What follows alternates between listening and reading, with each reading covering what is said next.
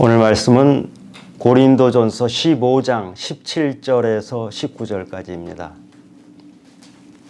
그리스도께서 다시 살아나신 일이 없으면 너희 믿음도 헛되고 너희가 여전히 죄 가운데 있을 것이요 또한 그리스도 안에서 잠자는 자도 망하였으리니 만일 그리스도 안에서 우리가 바라는 것이 다만 이 세상의 삶뿐이며 모든 사람 가운데 우리가 더욱 불쌍한 자이리라.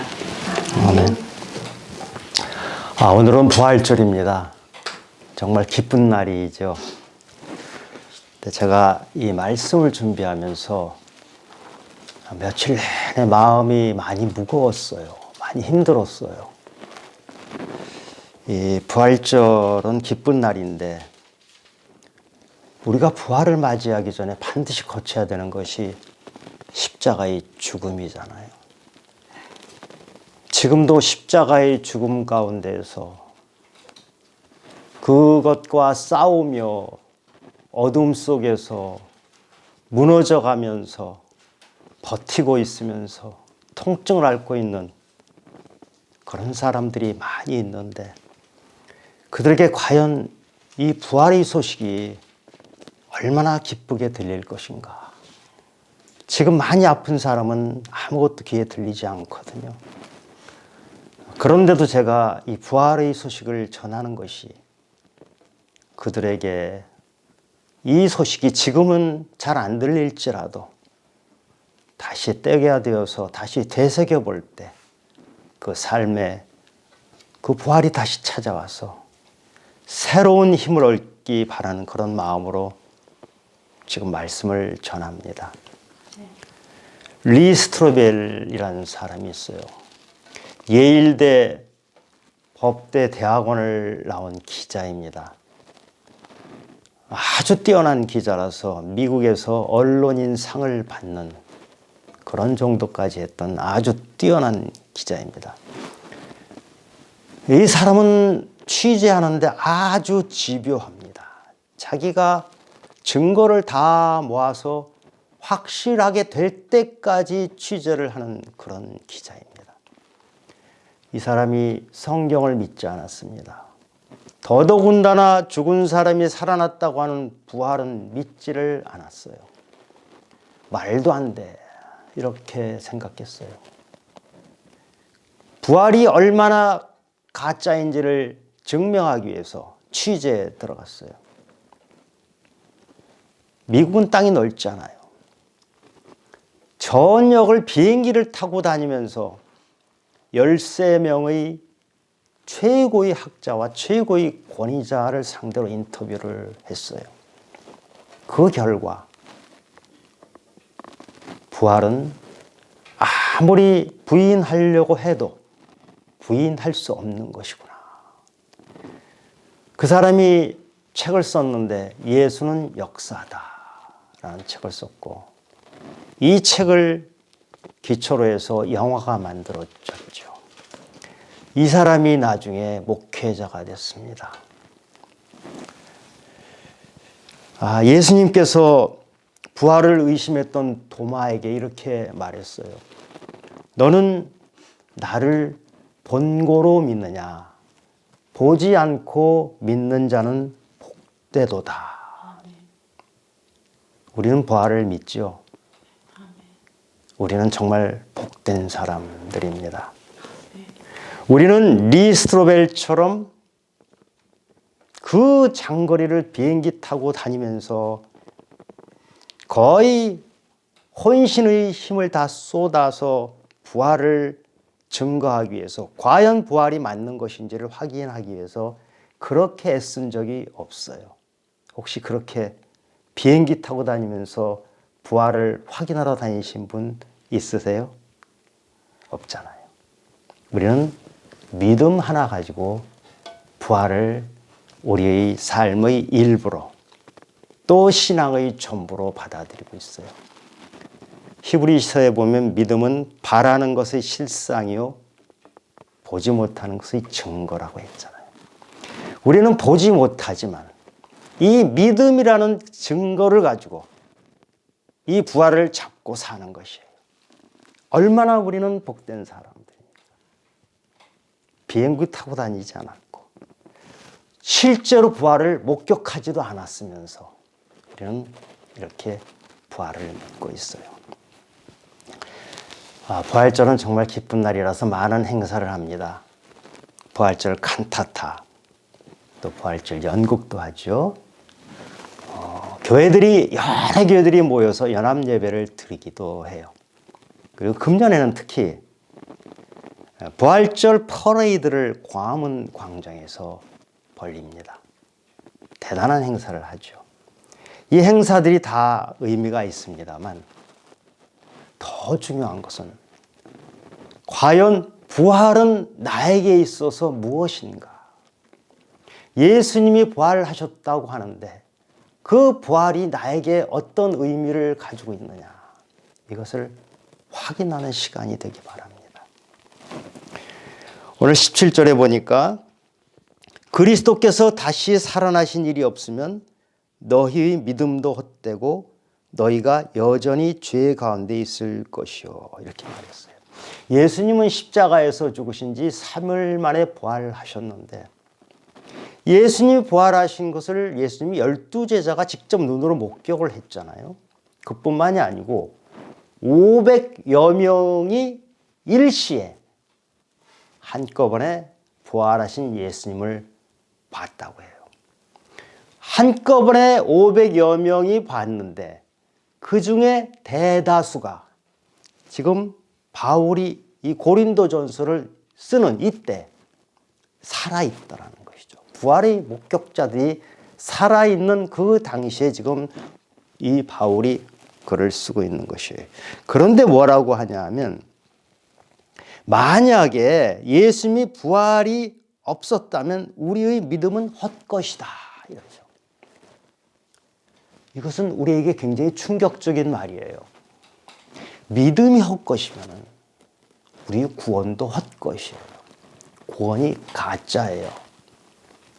만약에 예수님이 부활하지 않으셨다면 우리가 믿는 이 믿음은 전부 헛된 것이고 우리가 지금 믿는 것은 구원을 받기 위한 것 아닙니까?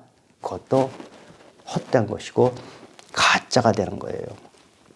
그래서 이어서 말합니다. 19절에 보니까 만일 그리스도 안에서 우리가 바라는 것이 다만 이 세상의 삶뿐이면 모든 사람 가운데 우리가 더욱 불쌍한 자이로라. 우리가 예수님이 부활하신 것이 만약에 없다면 우리가 지금 예배를 드리고 있는 이것도 사실 있을 필요가 없는 일을 우리가 하는 것이에요. 예수님은 부활하셔서 지금도 살아계시기 때문에 살아계시는 예수님을 우리가 예배드리고 살아계신 그분에게 기도드리고 찬양하는 것인데 만약에 예수님 부활이 없어서 살아계시지 않는 분이다. 우리는 그러면 그냥 우리끼리 지금 하고 있는 거예요. 무슨 동창회 모임입니까? 등산 모임입니까? 탁구 모임입니까? 그거나 똑같은 거예요. 그래서 예수님의 부활이 우리의 삶 속에 깊이 박혀 있지 않으면 우리의 예배도 의미가 없는 것이다. 이 얘기를 지금 하고 있는 것이에요. 지금 산이 높으면 높은 만큼 골이 깊다는 말이 있습니다. 제가 부활 말씀을 증거하기 위해서 준비하면서 며칠 동안 사실 제 나름대로 진통을 앓았어요. 도대체 부활이 뭔지. 매년 부활 설교를 하고 하는데 진짜 부활은 나에게 뭔지. 그 부활 전에 반드시 십자가 있는 것을 인정하는데 도대체 나에게 십자가는 무엇인지. 이 기독교에서 십자가와 부활은 두 개의 기둥이에요. 이것이 버텨줘야지만 우리 믿음이 있는 것인데 과연 내가 십자가의 그 고통, 십자가의 깊이를 얼마나 알고 있는지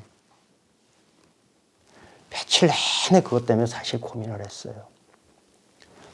아내는 몰라요. 저 혼자 했던 고민이고 저 혼자 시간을 가졌기 때문에. 그러면서 수가성 여인이 떠올랐어요. 수가성 여인은 이 세상에서 쉽게 말하면 거의 끝장난 여인이에요. 낙심했고 망했고 어두웠고 실패했고 그 여인을 예수님이 찾아가셔서 우물가에서 만나셔서 네가 지금 우물에서 떠먹는 물은 금방 목이 마르는데 영원히 마르지 않는 그 물을 너에게 해주겠다. 그 생수를 주어서 너는 영생할 것이다. 그 말씀을 듣고 이 여인은 물동이를 버려두고 마을 사람들에게 뛰어가서 소리 지릅니다. 내가 봤다. 내가 그리스도를 봤다. 이 여인은 죽음의 구렁텅이 안에 들어가 있던 여인이에요. 그 여인이 내가 예수를 봤다 이렇게 소리 질러요.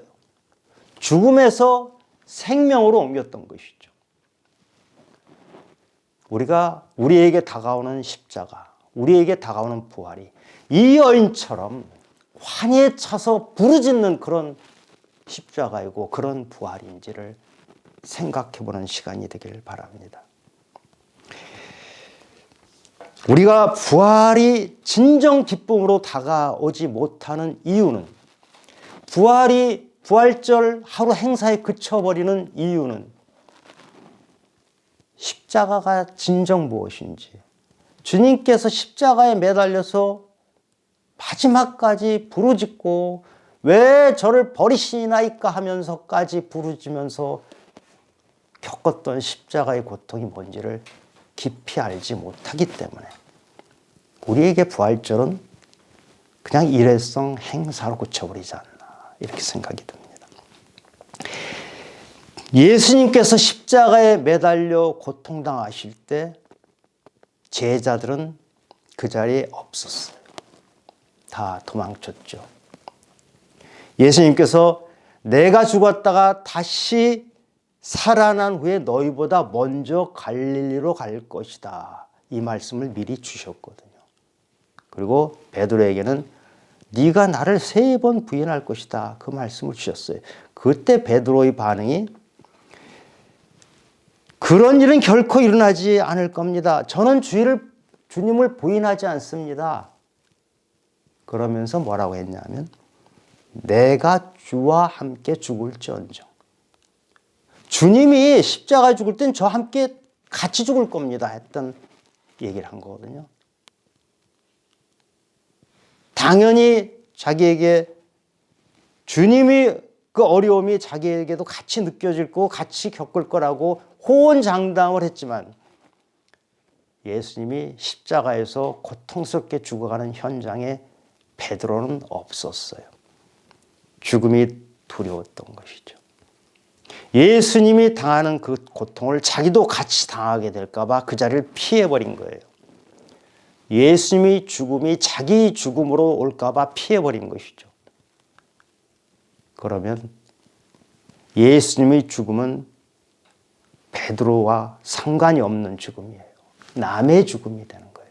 우리가 예수님의 십자가 죽음을 남의 죽음으로 여겨버리면 부활도 남의 부활이 돼요. 십자가 고통이 나의 고통으로 와 닿을 때 예수님의 부활도 나의 부활로 와 닿는 것이에요. 예수님의 십자가 죽음을 직면하지 않았기 때문에 이들은 부활을 믿지 않았어요. 베드로가 부활을 안 믿었잖아요. 도마만 안 믿은 것이 아니고요. 베드로가 믿지 않았고요. 마태복음 28장 17절에 보면 부활하신 예수님을 배웁고 경배하는데 그러면서도 의심하는 사람들이 있더라. 부활하신 예수님을 앞에 놓고 경배하면서도 의심하는 사람들이 있는 게 이게 우리의 실체예요. 우리 믿음은요, 정말 보잘것없는 게 우리 믿음이에요. 대단한 것 같잖아요.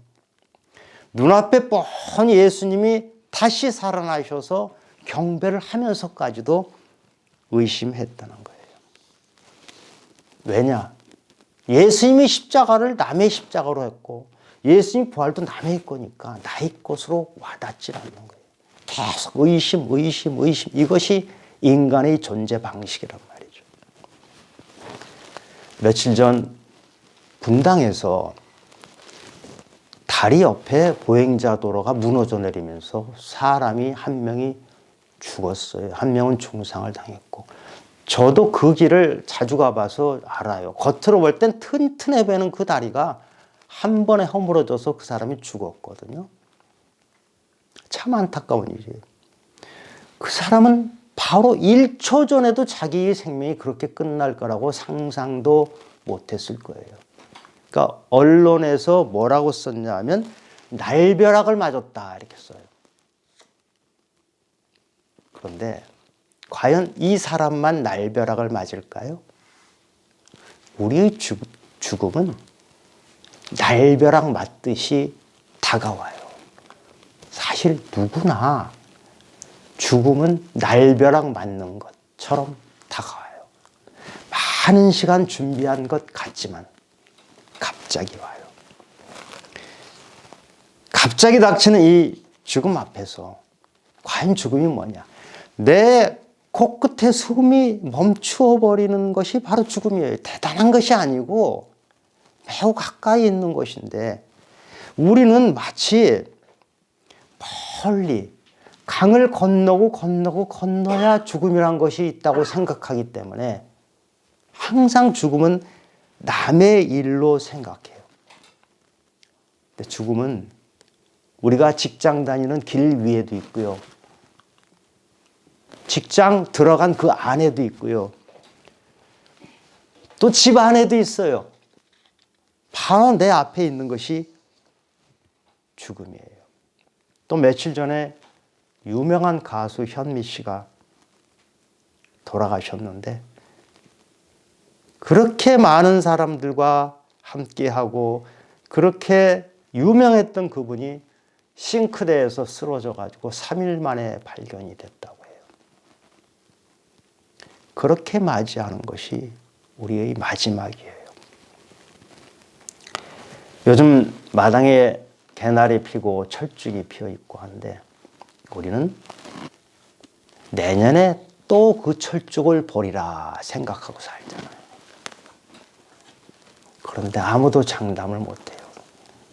과연 내년에 그 철쭉을 다시 볼 수 있을 것인지 장담할 수 있는 사람은 아무도 없어요.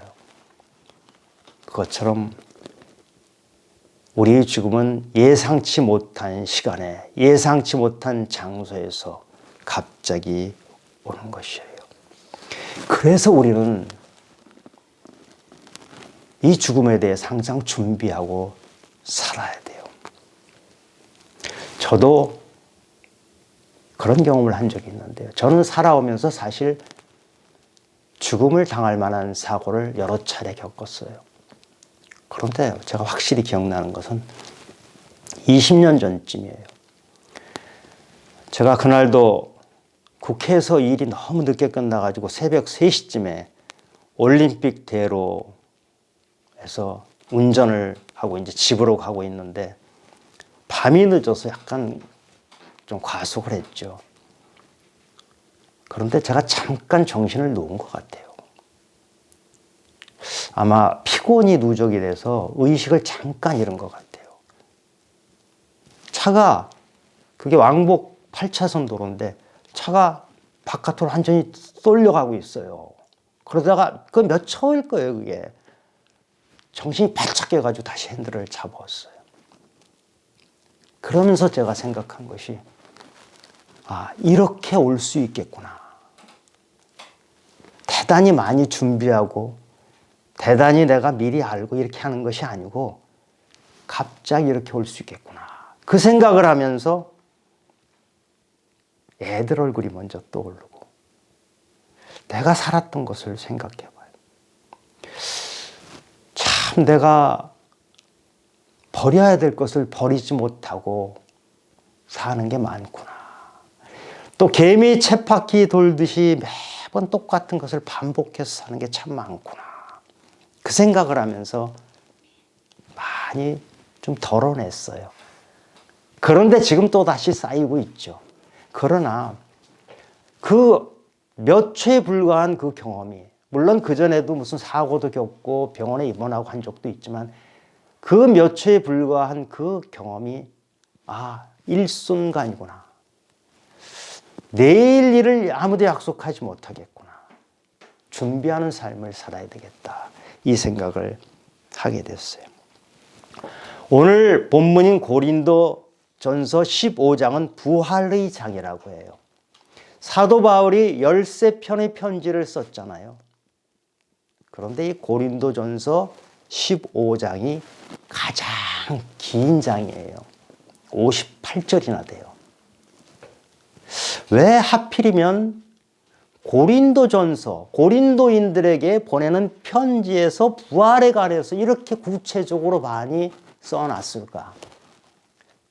제가 상당히 많이 생각을 해봤어요. 왜 하필이면 고린도인들에게 부활에 대해서 썼을까? 고린도란 도시는 무역을 하는 도시예요. 그리스에서도 가장 잘 사는 부자 도시, 사치와 향락이 많았던 도시예요. 음란한 도시예요. 거기에는 아프로디테 신전이 있는데 여자 사제만 해서 1000명이 되는데 말이 여자 사제지 창녀들이죠. 제사 지내러 가는 사람들이 그 창녀들과 음란한 행위를 하는 것을 제사라고 생각하면서 살던 그런 도시예요. 돈이 많기 때문에 돈으로 무엇이든지 할 수 있다.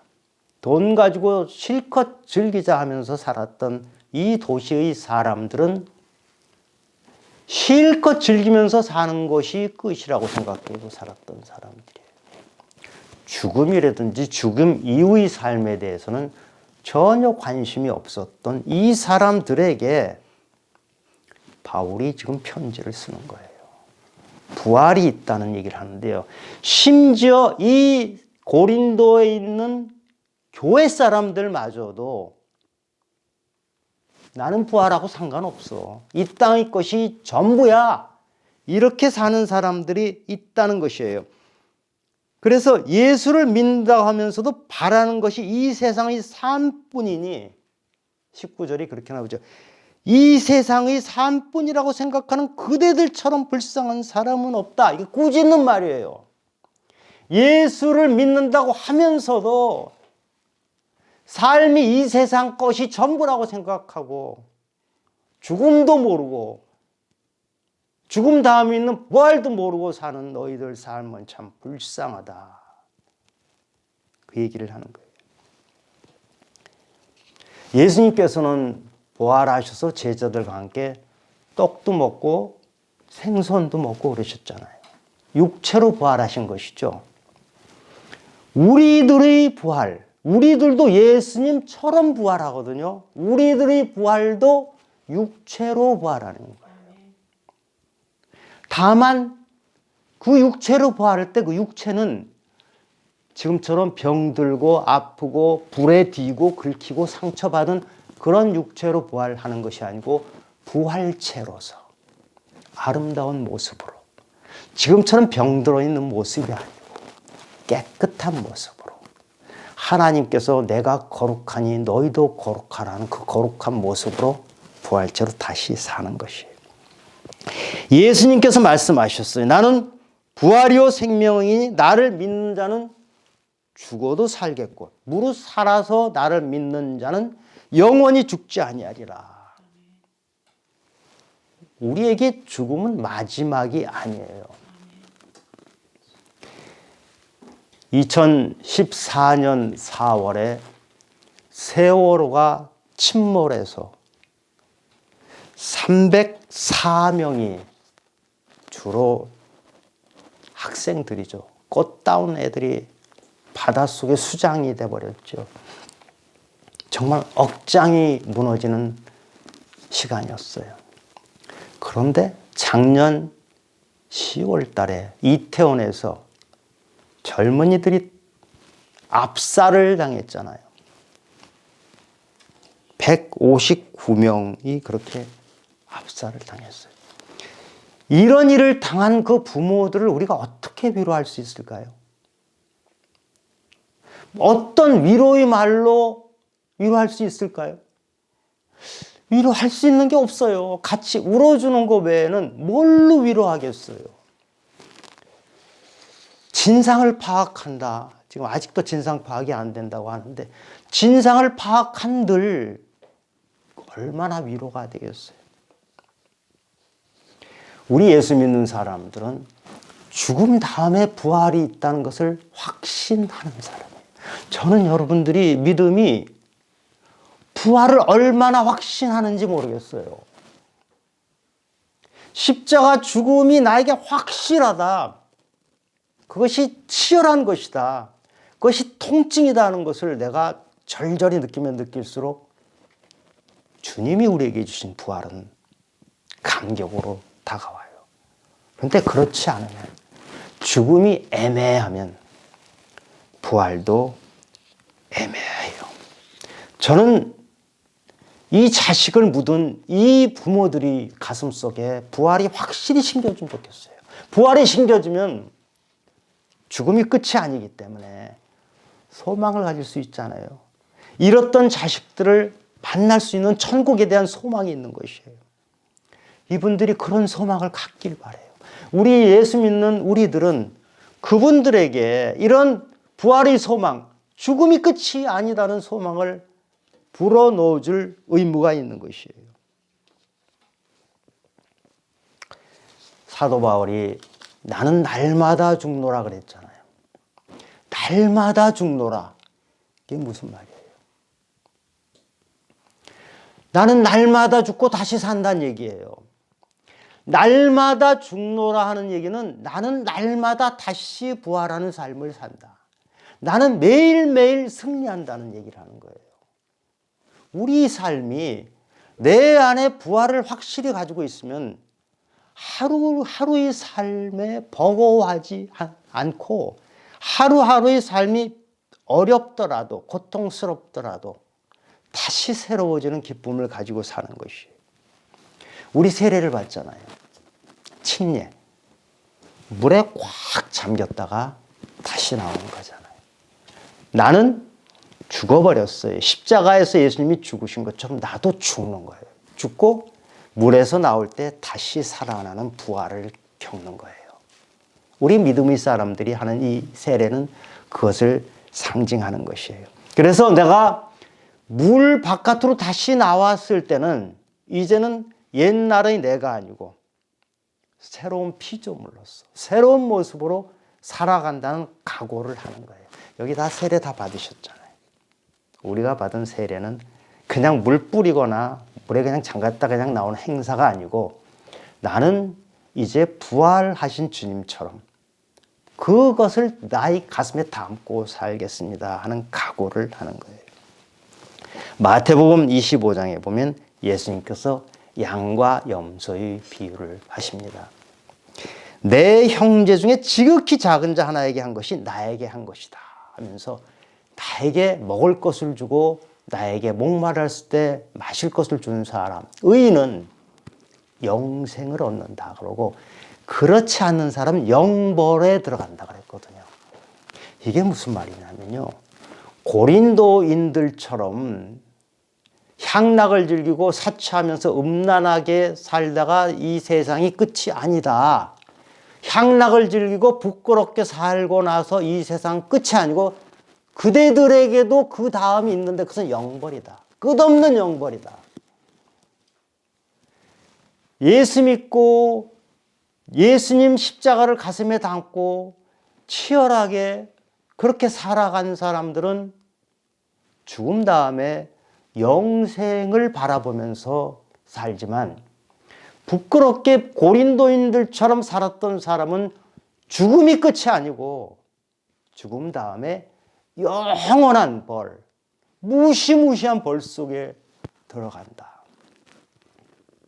그것을 얘기하는 거예요. 이 세상에서의 삶은 잠깐입니다. 이제 연세가 좀 드신 분들은 무슨 말인지 알아요. 저도 좀 알아요. 지금까지 지나온 시간, 제법 긴 시간인 것 같은데 되돌아보면 잠깐이에요.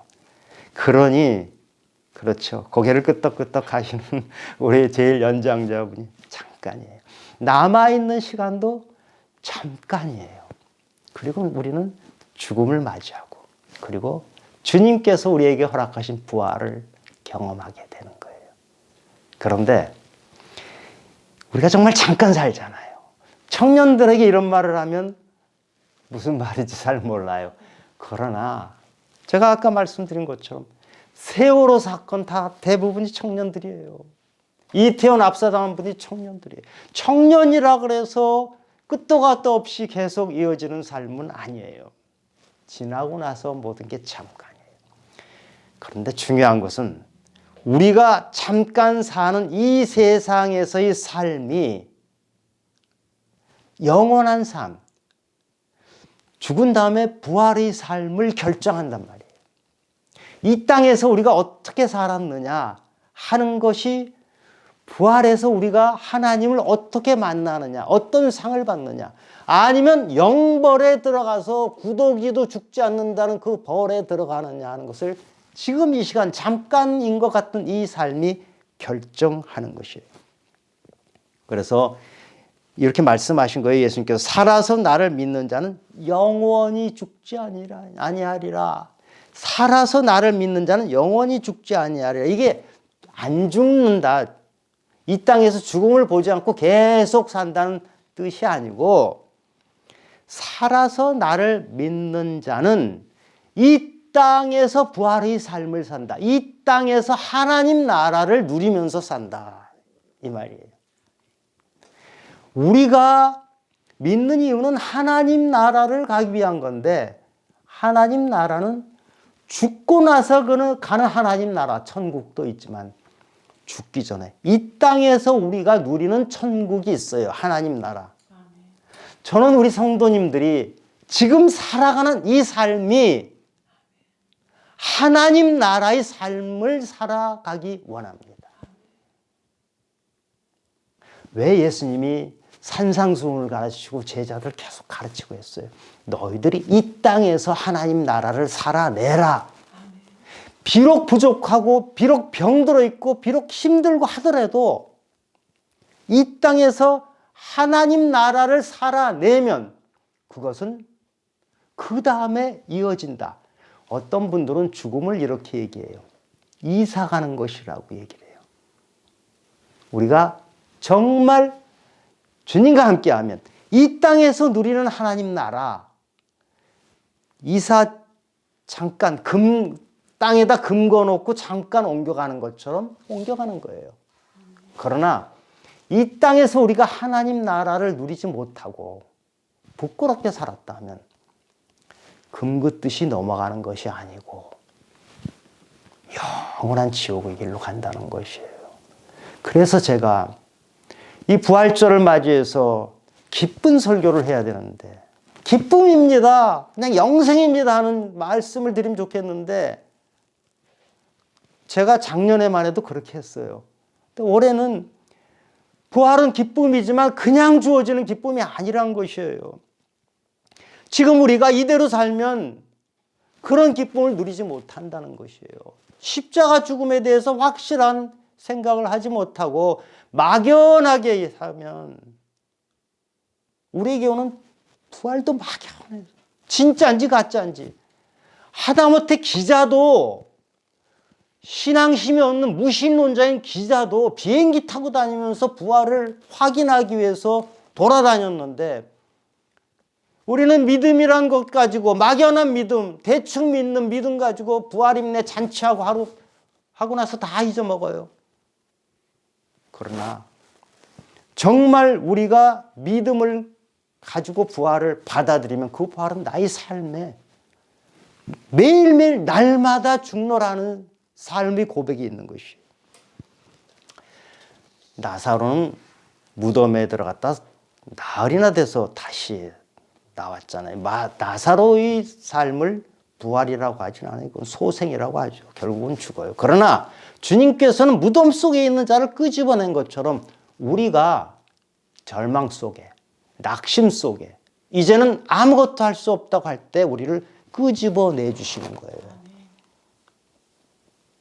에스겔 골짜기에 바짝 마른 뼈들, 이미 죽은 지 오래돼서 뼈가 녹슬어가지고 그 뼈에 하나님께서는 살을 입히셔서 생기를 주셔서 소생시키시잖아요.